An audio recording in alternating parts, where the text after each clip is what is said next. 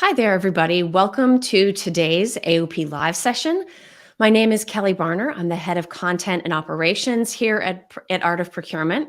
And I am joined on screen, although today's going to be a little bit different. I'm joined on screen by my partner, Philip Ideson. So hi, Phil. Thank you for being here. Hey, Kelly. Yeah, it's really interesting to be on the other side of the table today. But I'm, as always, really glad to be here and thankful for everyone who's joining us as well. Absolutely. Now, if you're new to the format of these events, there are no slides. We have one visual that we're going to bring in during the conversation. It's a visual that many of you who are watching in or potentially listening in later participated in, and that's a poll result. But the whole rest of our conversation will be completely dynamic. We did receive some questions in advance. We'll be pulling those into the conversation. But I also welcome you to add your comments and ask your questions as we go through the conversation today. If you're with us live, you'll see that there's a box right down underneath this video. Phil is going to be monitoring those comments and questions, and we'll pause a couple of times during the conversation today to go to those. But that's not Phil's only job. So the topic of today's event is procurement strategy in a post-spend under management world. And this is a special AOP Live session because it's part of our mission to 10x the impact of procurement. So in addition to welcoming in our guest, which we'll do in just a minute, Phil is going to be here to also represent sort of the art of procurement perspective on this topic. Spend under management is big within procurement, and there's a lot for us to talk about. So we thought maybe having a couple of different points of view would allow us to cover a bit more ground in the time that we have. Now, without further delay, I want to tell you a little bit about who's going to be joining us today. Today, we're going to be joined by Colin Glazier. He is the VP of Solutions Consulting at Zip. He's been a member of that team since 2020. I've actually never thought to ask him what it was like to switch jobs in 2020. But he's been in procurement for a long time. And prior to that, he has held procurement roles at Apple and Intel. So let's go ahead and bring Colin in on screen.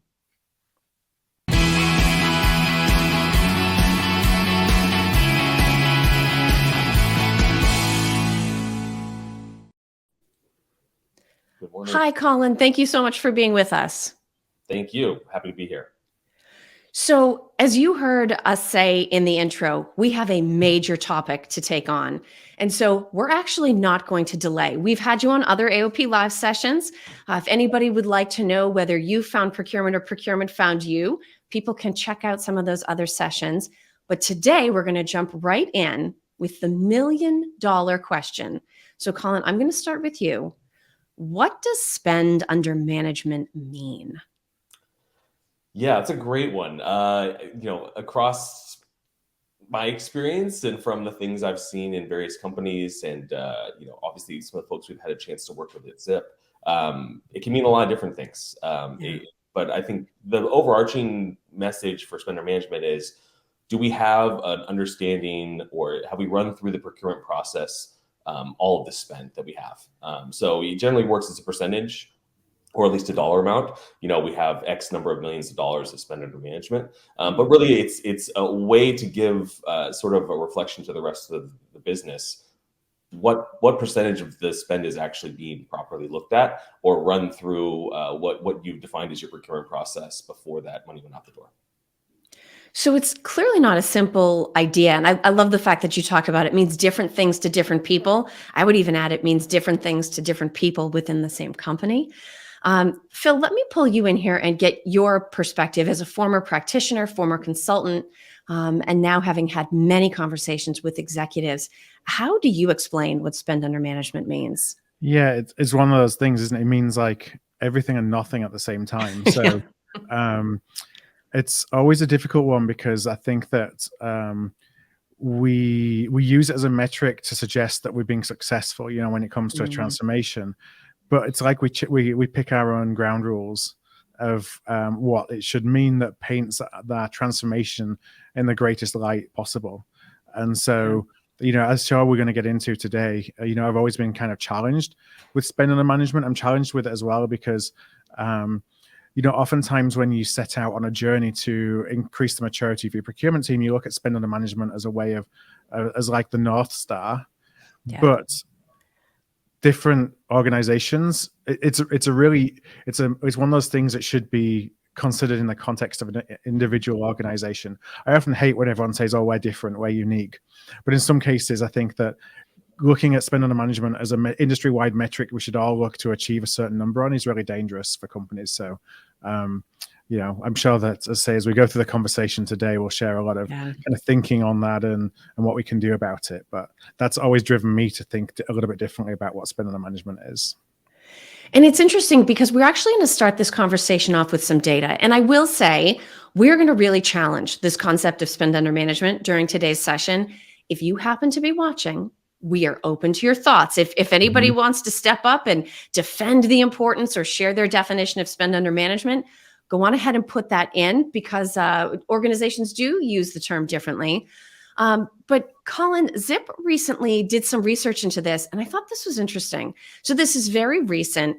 It's a report on 2023 B2B purchasing trends, and it found that only 10.9% of respondents in this survey said that they had 81 to 100% of the spend in their organization either under management or PO backed. So we've already got sort of two different definitions in there, but it's not even 11% that are hitting 80 to 100%.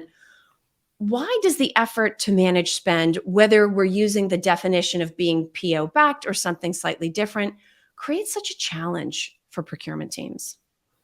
Yeah, I think probably one of the biggest trends that we've seen that is probably driving this lack of confidence in having an A or a B grade, if you want to use very elementary grading metrics, is just how distributed spend has become.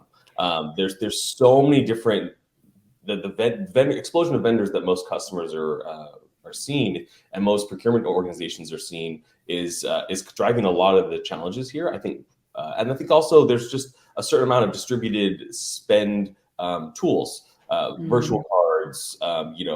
Some companies are moving maybe to do POs later and later, and so you have a lot more avenues that money can go out the door without the proper checks and balances. So I think that's why there's just a lot lower confidence. And maybe some of the folks, respondents, actually do have 80 to 100%, but they're probably just not feeling like they have that high. Based off of what they're seeing and based off of just a lack of certainty. Yeah. Now, we asked the Art of Procurement community in a LinkedIn Pulse poll, what is the biggest problem that spend under management, and it's in quotes, right? Spend under management, whatever that happens to mean to you. What's the biggest problem that it creates for procurement? And here is what we learned. 37% believe it has a false sense of impact. So Colin, you talked about confidence. It maybe makes you feel good to say you have X% spent under management. Whether or not that means anything could be deceiving. Very close second with 35%. Lack of consistent definition. We've already sort of addressed this complication this morning. 19%, it overemphasizes compliance. So if spend falls outside of whatever our definition of spend under management happens to be, someone is clearly doing something wrong. And then in fourth place with 10%, spreads procurement too thin. This sort of running around like headless chickens trying to prove that we've managed all of the spend doesn't allow us to focus our impact in more strategic areas. Phil, let me start with you. What are your general thoughts in response to these results? So I was actually encouraged by false sense of impact being the number one result. That was definitely where my vote goes, and that suggests that there's a recognition that perhaps spend under management isn't doing the things that we want it to do as a metric, and that perhaps it's something that we have to look further into, dig deeper into, consider changing either defining what spend under management really means and kind of having a consistent approach to that definition, or measuring something else as a measure of the impact and the value that we have amongst the spend that goes through the business. So I was quite pleased in that sense that false sense of impact came up as number one. I do think you go down to the bottom, spreads procurement too thin. I think there's definitely something in that, because that quest to touch or control everything then ends up driving you to be very tactical in the way you approach everything rather than strategic in the way you approach the things that matter. Yeah. Now, do you think that false sense of impact, clearly it's a concern for procurement, but can it have a fall-on effect where it negatively impacts procurement's relationship with the business as well as creating concern inside of procurement? From my point of view, absolutely, because it drives behaviors. It's all about what behaviors do we want to drive, and that's what metrics do. Just generally, is they just drive behaviors. And so I think that by pushing procurement teams into saying, "Hey, we got to get our arms around everything," you kind of can lose sight of what's the right way to manage a particular piece of spend, and if that's actually the right approach, because we're just kind of on this land grab of trying to say that we have some influence in some way, shape, or form over all the spend when it might not even merit it. Yeah. Now, Colin, as I come to you for your thoughts, I also want to add in the detail that this was probably the one poll we ever ran where most of the comments said you should have offered us all of the above. So I think people probably would have voted in all 4 categories if they could. But what are your thoughts about these results and what they mean for procurement?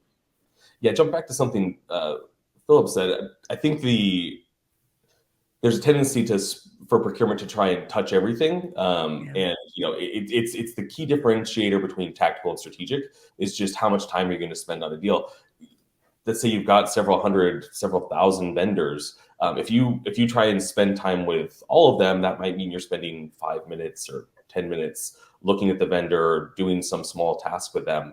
But if you consolidate that time and really spent several weeks working on a project with a specific vendor, your results are going to be much, much more significant and much, much more strategic. And I think also vendors are getting savvy to the fact that there's some tightening happening in the marketplace. And so if you zoom into a vendor conversation and you're very, very, very tactical, or you're sort of reacting at the last minute as a PO is about to go out for work that's going to start tomorrow, you're not going to get anything, and the vendor is going to see that, and the supplier is going to see that, and that relationship is going to be very, very, very tense, and you're probably going to maybe do more damage than you could have possibly benefited from.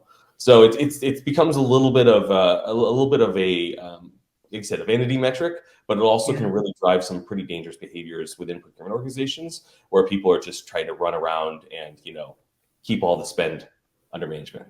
Yeah.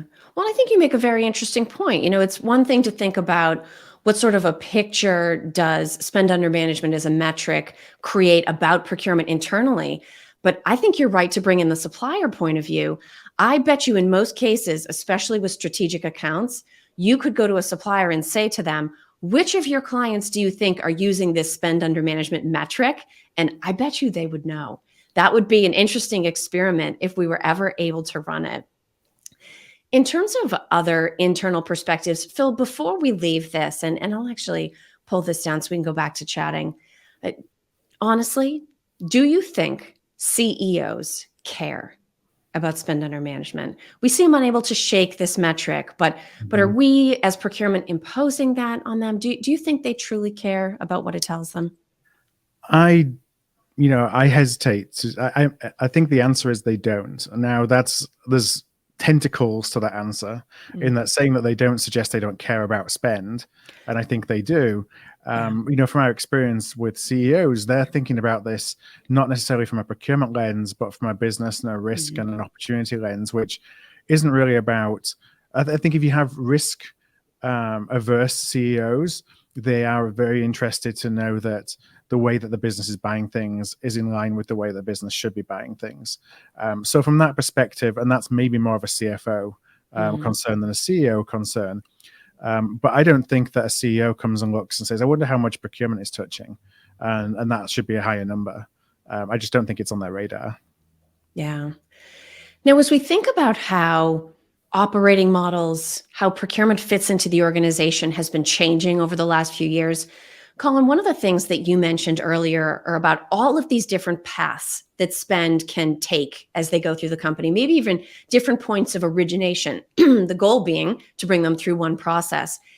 As procurement's philosophy and technology make it possible for more distributed buyers to participate in the procurement process, is that the kind of evolution that is going to force us to reconsider and redefine and potentially abandon the concept of spend under management?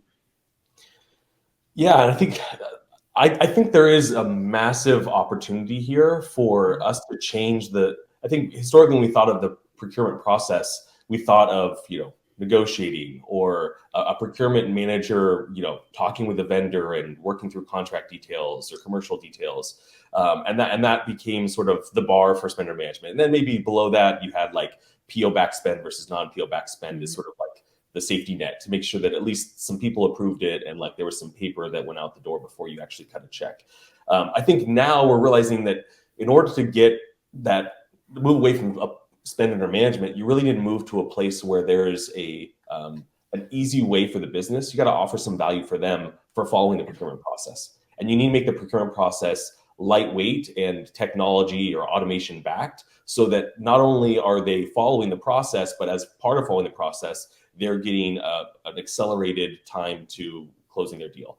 You're making it more painless for them. And also, you need to be able to use some sort of technology so that you can get all the back-end reporting. You can get yourself ready as a business for whatever next stage of growth you have. And having some sort of arms around your spend is critical in that regard. As much as we talk about the banding metrics and people touting 80 and 90%, you really do have to have some form of control. Otherwise, you're flying a little bit blind, and you're going to get caught.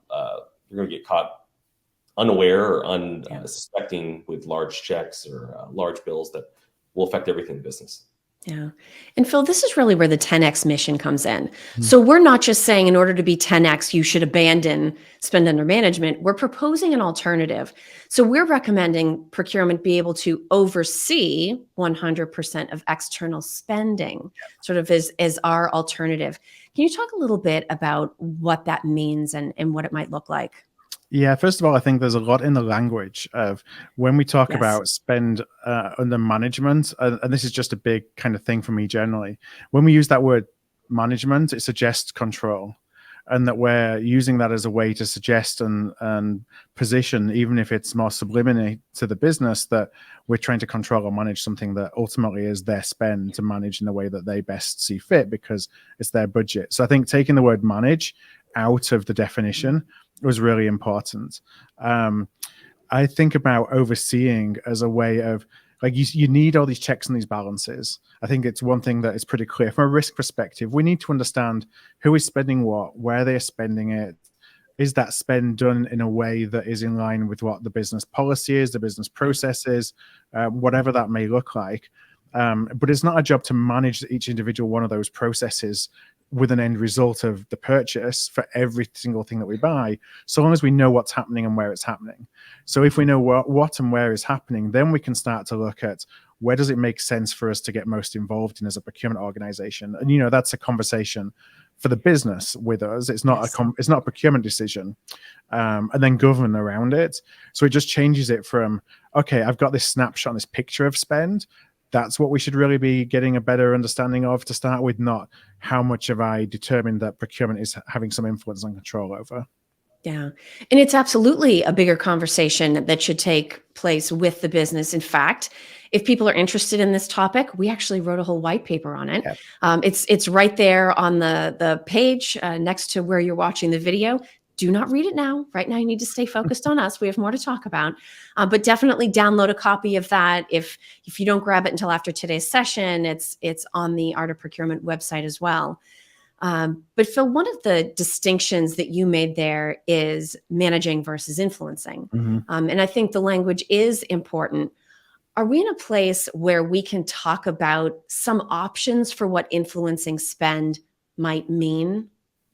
Yeah, I think, I often go back to sourcing business models, which is, one of the things that was put together by Kate Vitasek and the team looking at Vested, of ways that you can really think about spend and make a determination, what is it am I spending? So how should I actually go and spend it? And then you kind of categorize that in a variety of different ways that may say, let's leave this and devolve this responsibility back into the business. And now technology allows the business to basically run these processes themselves. It should be something that we as procurement help coach stakeholders along the process of going and getting what they need to. This is something that procurement really needs to be the center of.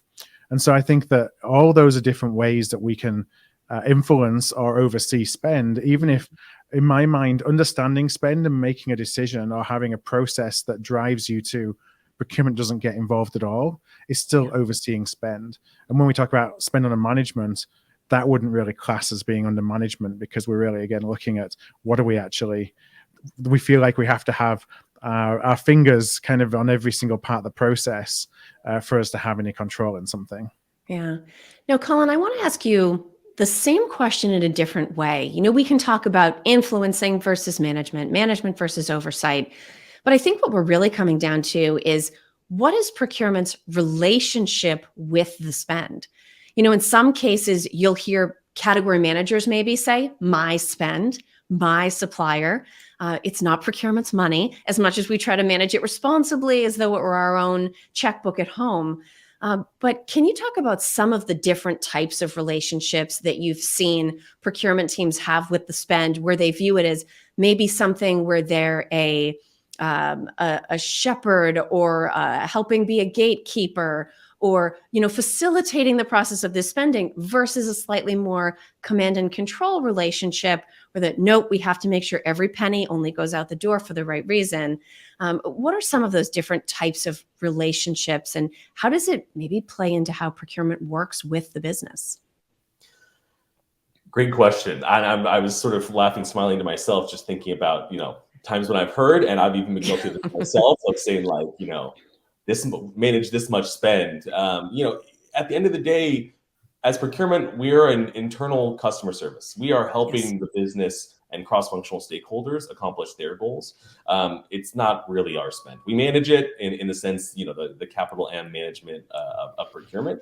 But at the end of the day, it's an operations budget, or it's an engineering budget, or it's it's a marketing budget. Yeah. It's one of these other organizations that has the money that they need to spend to accomplish their key deliverables and goals for the company.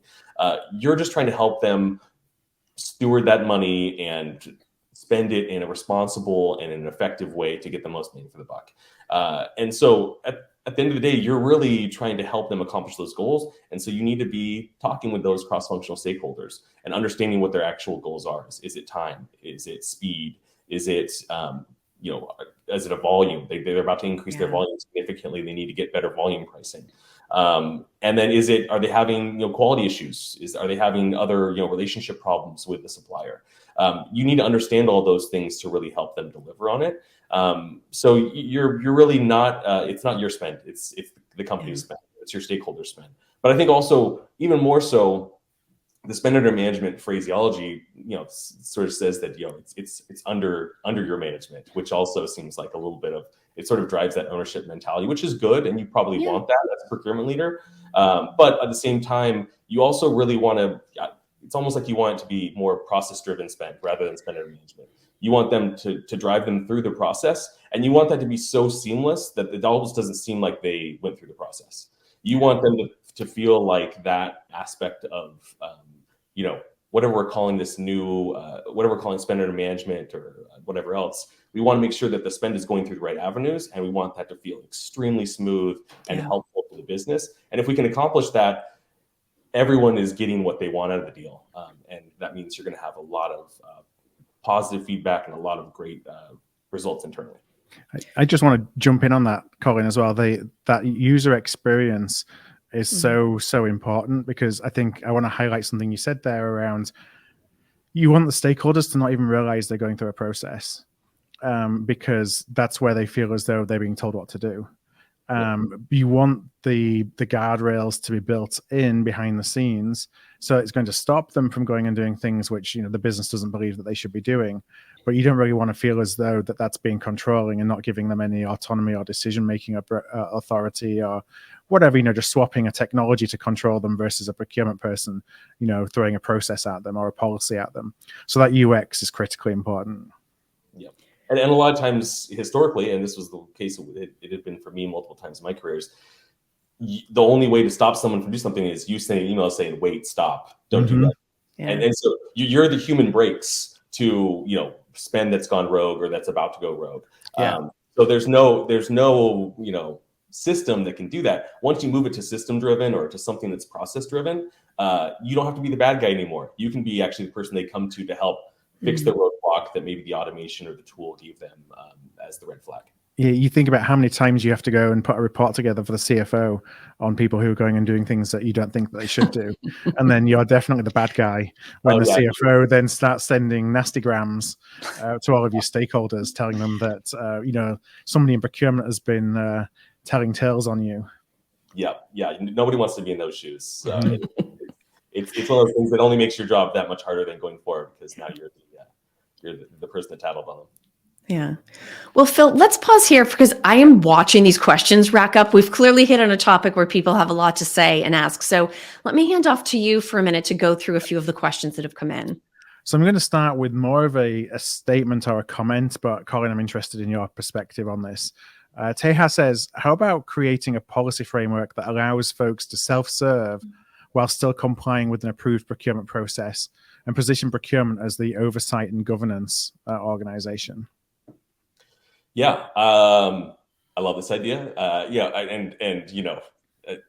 This is the whole reason why ZIP exists, is this exact question and problem, which is getting yourself out of the human traffic cop, where you're sort of telling people stop, no, go, okay, no, wait, go left, you have to go right, and moving it into something that allows you to ingest your policy framework, whatever that policy framework is, into ZIP, and allows you to then go out and do that. There's a lot of tools that can do this, but this is why I made the jump from procurement to where I am at ZIP, because I feel this is such a critical thing for procurement to 10x, like you guys have as your mission. But like, there's no way you can really 10x unless you get yourself out of that manual tactical mode and into a much higher level of oversight, governance, and process improvement, and using the insights you're gathering from what's happening as a business. And I strongly believe in this too.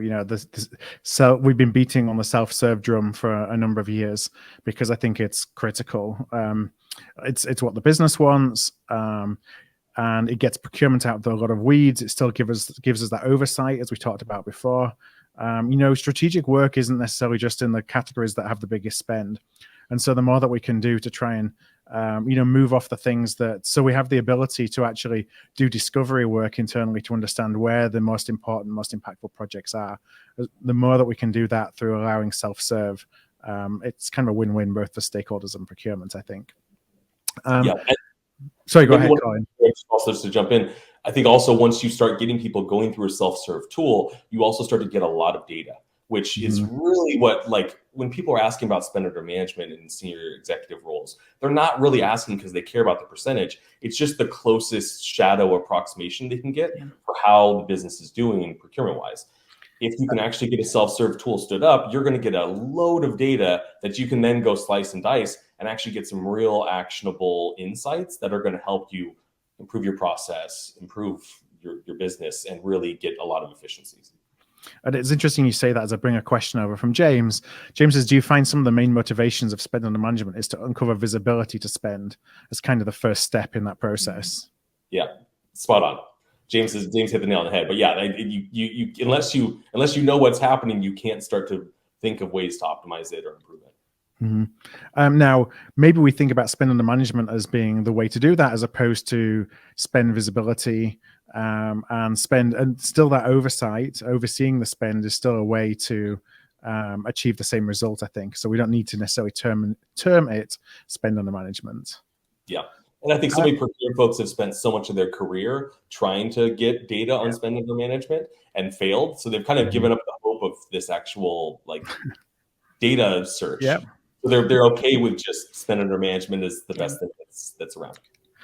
So we have a question from Ben. And Ben's question is, how do you prioritize what categories? Now, how do you prioritize categories for spend under management? What I'm thinking that means is, say that we don't really have that, we're not really impacting or influencing that much spend. Where do we start? Yeah. That's a tough one. It depends on the business a ton. What kind of industry are you in, and where do you think there's the most opportunity? I would probably just say, if you had one day to go do as much as you could to improve your spend under management, where does your gut tell you would be the place where you would find the most opportunities? And I would go there. If you're a software business, maybe it's something related to whatever it's your AWS contract, which is a very tough nut to crack, but maybe that's an opportunity because it's a lot of dollars. If you're in a consumer product business, maybe it's materials, maybe it's there's some vendor relationships or consolidations possible in your top tier suppliers. I would just think about where's the area where you think there's the most opportunity and start there as a business. Yeah, I would add that it depends sometimes whether your push to bring visibility to your spend and oversight to your spend comes from a procurement-led initiative or whether there's a requirement from the business for you to do that. So if there's a requirement from the business for you to do that, it's easy for you to get involved quickly in those impactful categories. If it's a push from procurement to try and expand your own sphere of influence, it's really hard. You go to some of those bigger projects and you just get the door shut in your face. And so it's all about it's getting involved in the spend that nobody else wants to get involved in. It's kind of the nuisance spend, but then that's the way that you start proving your worth and you get invited into some of the more impactful spend as you go on. So lots of different factors that would really determine the answer. And just one more just to touch on for now. Mark says, I already have some of my consulting clients asking me about the role AI could play or may play in the future in managing procurement spend. I wonder if Colin is thinking about this.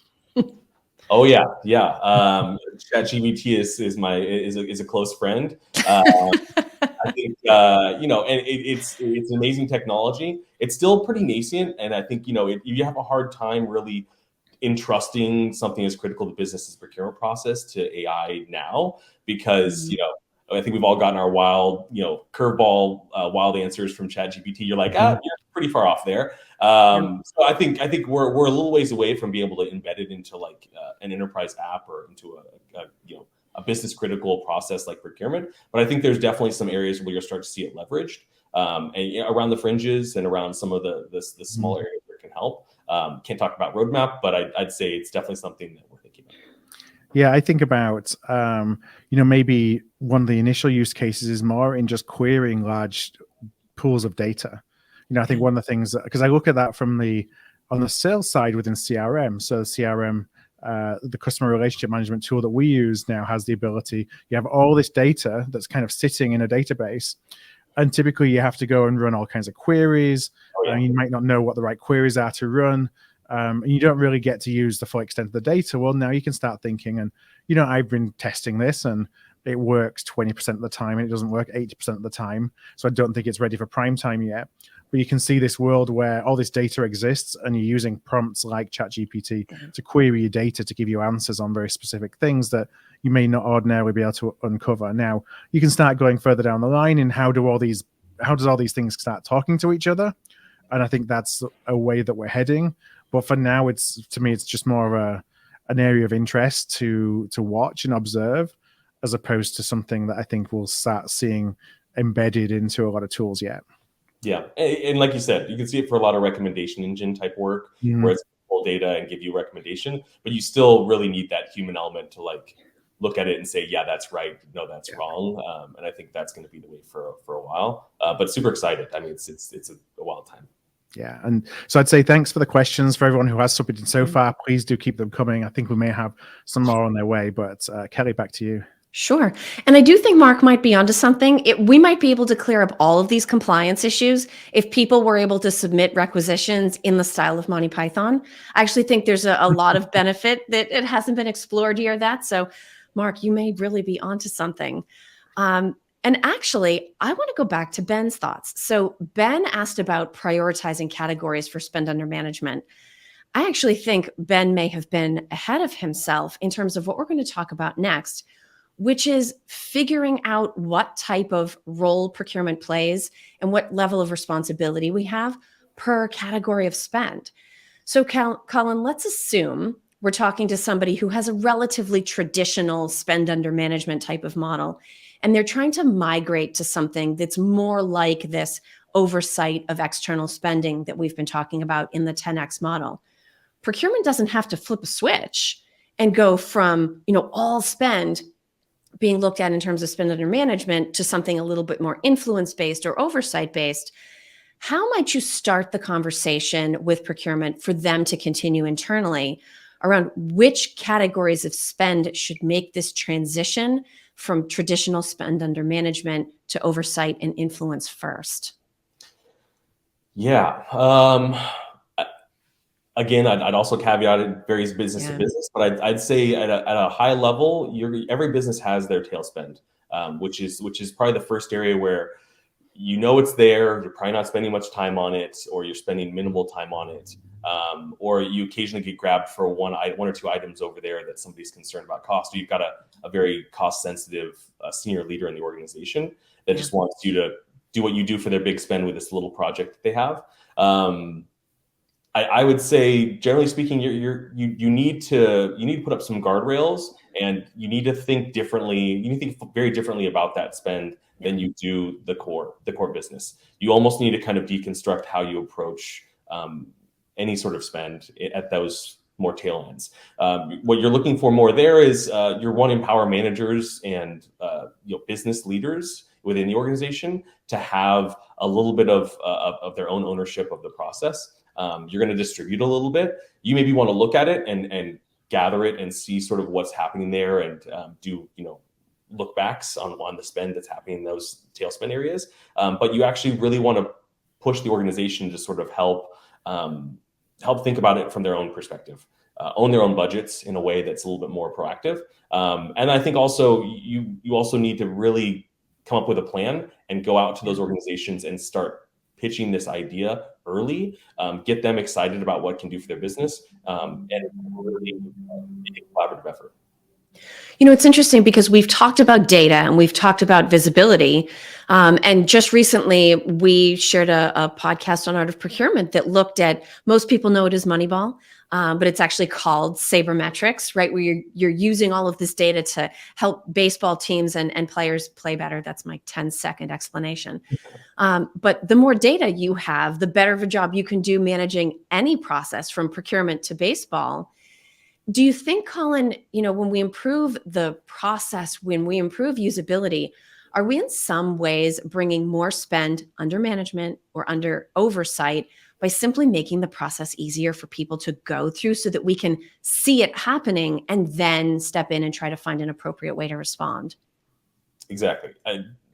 100%. It's thinking about those, like I said, deconstructing how you think about spend. Yeah. Maybe you have a very robust process for $1 million contracts. But when you think about a $5,000 or $10,000 contract, it matters, and you probably have a lot of those that add up. But what's the right approach that's going to get you the outcomes you want for those smaller dollar spends? And then also it's gathering enough data to say, okay, hey, it looks like at a high level we're spending this much per month on this type of service. What are some ways we can consolidate that? You're not trying to do it in a reactive as the PO is about to go out or as the spend's about to go out, but you're looking back and saying like, hey, I'm seeing some trends. I'm seeing some things that could be opportunities, and you can go back and have data-driven conversations with your stakeholders, which is really going to get them to potentially come to the table. And you're not impacting their day-to-day life. You're saying, hey, maybe next quarter, let's think about doing X, Y, and Z. And you can be strategic in that way, even with low dollar spend, if you have the data. Yeah. Sorry, if I could just jump in as well. Of course. This isn't meant to be a plug for the intake process, but I think it's really important as you start thinking about how do we manage all this different elements of spend in different ways, is you need to know what is coming in to the pipeline. And what's coming into the pipeline can be, contracts that are expiring that you need to renegotiate. It can be net new spend. Getting that visibility into what is at least coming into the beginning of the process. It may be something comes in the beginning and it's automatically, look, we don't need to touch this. We have a process that's self-serve. It's going to go somewhere else. But at least having that so you can have a consistent decision-making process around what to do with spend, but based on various attributes of what it is that you're buying, really sets up kind of consistency. And then a governance, you can start then looking at governance models around it. You can start looking at, your team construct and what labor you have and how many people you need. Everything really starts from at least getting a good visual on what demand is, even if you're not actually touching it in the traditional sense, as soon as you become aware of it. Yeah. Actually, Phil, I want to ask you a follow-up question based on that. As we start thinking about stakeholders and getting them into the process and making things easy, we talked about whether or not the CEO cares about what Mhm. spend under management means. If procurement were to ask stakeholders what they think spend under management means, you can be as sarcastic as you like. How do you think they would explain that metric back to us? Yeah, now you're asking a Brit to be sarcastic. So, I mean, I think that depends on the power of the relationship you have with that individual stakeholder. I would say that those stakeholders who do not have good relationships with procurement see this as a way of a power, like procurement trying to get some kind of power over what their budget is, and some kind of control. And they see that in a negative light rather than a positive light. I think it's all about, I've talked about this a lot, that how you scale, best in class procurement. One of the challenges we have as a profession is it's very individual based, not process based. Yes. It's based on the relationship that individuals have with their individual stakeholders. And that's nothing that's, you can't really scale it. You can try and scale good hiring practices and good learning and development and good training and all those things, but you can't really scale individuality, which is what is at the core right now. So the challenge, for us all to think about is how do we actually scale those good practices with technology as opposed to just rely on individuals who happen to have good relationships. Yeah. And how do we capture and measure success and procurement's impact? Savings is also a problematic performance metric. Spend under management, certainly we're providing an alternative. Phil, let me start with you, and then Colin, I'll get your thoughts on this question. Are there other KPIs that do a better job of capturing procurement's impact or scope that aren't even spend under management or oversight, but something that indicates what type of impact we're having on the company, even if it's not applicable across all categories of spend? Well, I think this is another one of the pillars of 10x procurement is driving business outcomes. So it all really depends on what's the outcomes that the business may need to achieve. You may be in a low margin business where cost savings truly are everything. We talked to a head of procurement recently whose metric was around revenue preservation. So, historically that may have been related to risk, but it's now how by securing supply, how much revenue by securing supply am I able to make sure that we protect as a business? And things like that are the things that a CEO cares about. Anything that you put with revenue or growth in the title that you can tie procurement impact to, becomes a different ballgame than expense management. So it is different based on individual circumstances, but I think we need to be creative. And the other thing is, when we think about metrics, I think it's really important that I think one of the things that it's hard because I understand kind of the need for us to say with one nicely packaged metric, this is the value that procurement brought, and therefore this is our business case to go and get further investment to continue to grow procurement. It's nice and easy to say that cost savings is that one, but you go to marketing and talk about cost savings and they shut the door on you. You go to other areas of the business that are very innovation driven, talking about savings, and it's not the way to their heart. So I think looking at metrics on a stakeholder by stakeholder business is harder, but probably smarter and gets us to influence more spend because then the business really feels like we're on their side. Yeah. Now, Colin, you and I talked earlier about the different types of relationships that procurement has with spend. Can we correlate to that in terms of how procurement measures success? Do you have any specific KPIs that you've seen work effectively in specific circumstances or interesting definitions of procurement success, procurement impact on the business? What does that look like from your perspective? Yeah, this is a good question. We've had a lot of internal discussions about this, and I've kind of, what is sort of the right place to be as a company and what are the right metrics and what are the right things you should be focusing on as a procurement leader? I'll say one that I think is a little bit contentious in terms of spend under management, but it's just a PO back spend. It's a little bit, it gets commonly commingled with old school spend under management because they were common travelers historically. But I think in the same vein of self-serve and having the right tool, if you can make the PO process and the invoicing process easier and smoother with the right solution, PO-backed spend can become a bit of it can become the perfect way to address this. If you have a clear policy for what goes into POs, what goes into virtual cards, have the right tool that can point people to the right direction for either one of those, you now have a very easy way to say, like, look, this is the spend that was kind of our tail spend. We're putting this on virtual card. It's smaller transactions, smaller dollars, credit card purchased items. And here's our bigger ticket items, our PO-backed spend. And you can kind of bifurcate your spend and then get a lot of really rich data about both of those categories. Yeah. 5 years ago, I was said, a no PO, no pay policy was extremely draconian, and you probably hate your stakeholders. Now, seeing what I've seen and what we've been able to accomplish with POs, it's actually to me, it is a little bit of the holy grail of the place to get to as a business, because then you have complete visibility. It's process driven. You're not relying on humans to make sure things are being done the right way. And you have an immense amount of rich data that you can then go use and actually continue to tighten and find efficiencies. Yeah. And I know you probably didn't say it on purpose, but thank you for mentioning the Holy Grail. I knew we could bring spend under management in the style of Monty Python. So thank you for playing along today. Something of a facetious question, Colin. Do we need to do this right now? I mean, spend under management has been an issue, but it's also been present for a long time. There's a few other things that procurement is focused on right now. Is this a conversation that we need to be having internal to procurement and internal to our company right now? Is there a sense of urgency around this?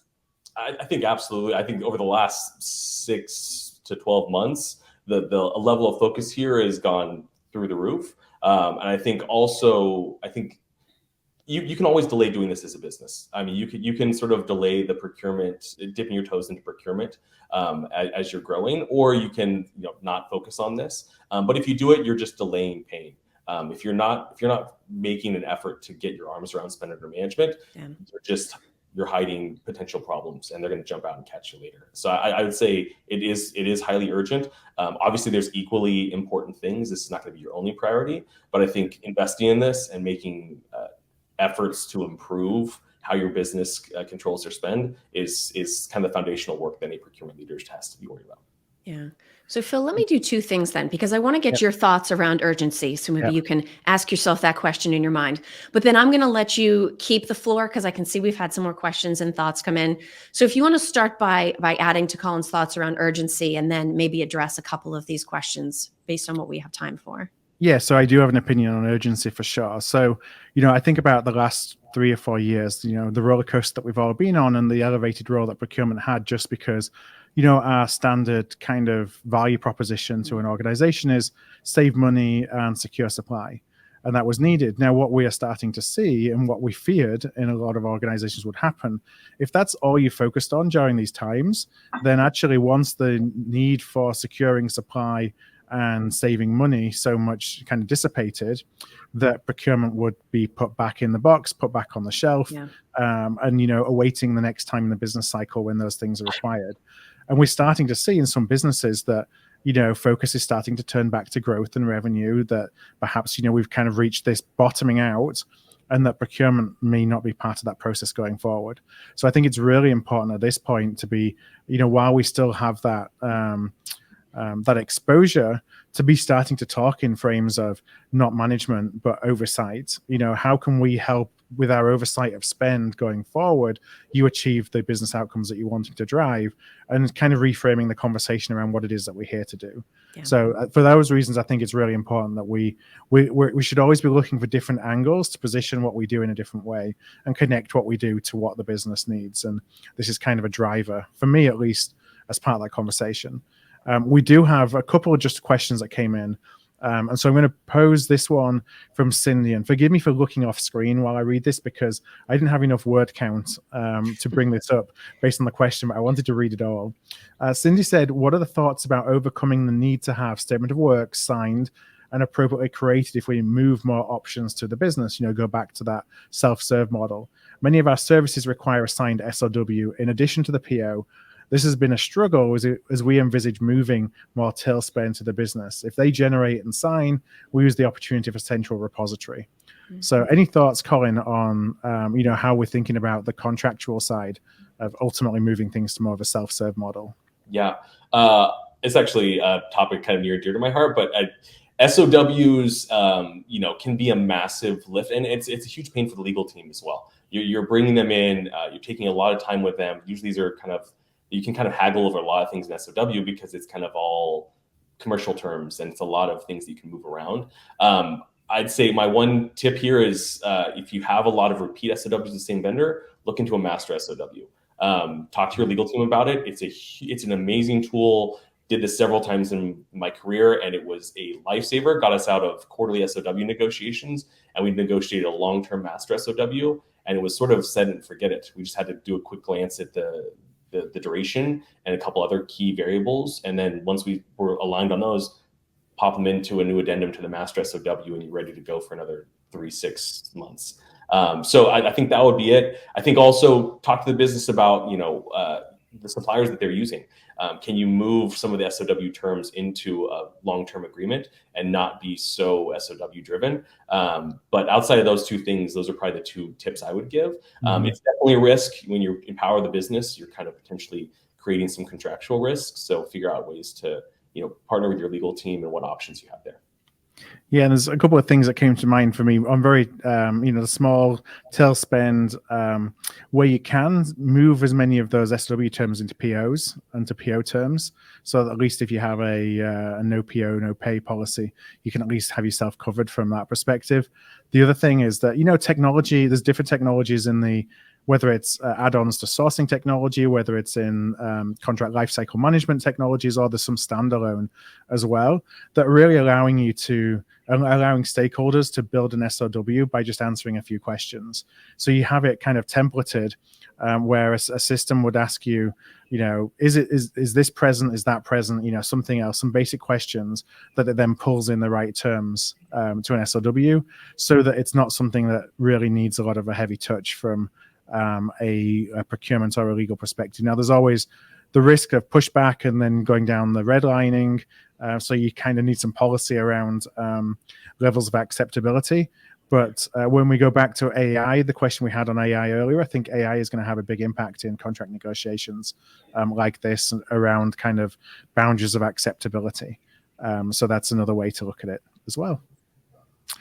We had one last question here from Sean. I kind of hesitated in whether to put this or not because it's more of a plug on some piece of work that we at Procurement are doing. But the question was, what do you mean by the 10x procurement model? Really, 10x procurement is we looked at how can procurement organizations really think differently about the impact they can have in their businesses, and really kind of, if we had this blank slate, how would we position procurement? How would we build the capabilities in procurement? Every organization, the way they would do that differs based on the elements that are specific and the needs of the business around procurement. But what we did is we put together some principles of thinking, like if we kind of had these be present within a procurement capability, then that would drive greater impact. And so we did this as a way to spur kind of community discussion, as opposed to say, this is how you should do procurement, and this is the model and the framework for procurement, because we really want to bring in the discussion from the community of whether these are either the right ones or whether they're not the right ones. So we had 6 different principles, and you can find out more about that. It's on the Art of Procurement website. One of those principles is overseeing 100% of external spend as being a key to really increasing our impact, which is why we made that the focus of the conversation today. But if you just pop onto the website artofprocurement.com, you'll find plenty more. I think there's a artofprocurement.com/10x where there's a little bit more content as well related to that. But thanks for the question, Sean. All right, Kelly, back to you.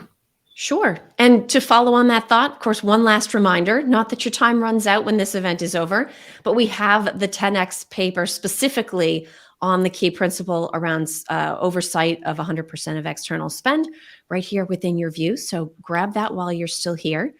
And I just to think, jump in, Kelly, that's a great yes, point because that has all 6 principles in it too. yes. So that would be a place to find out a little bit more.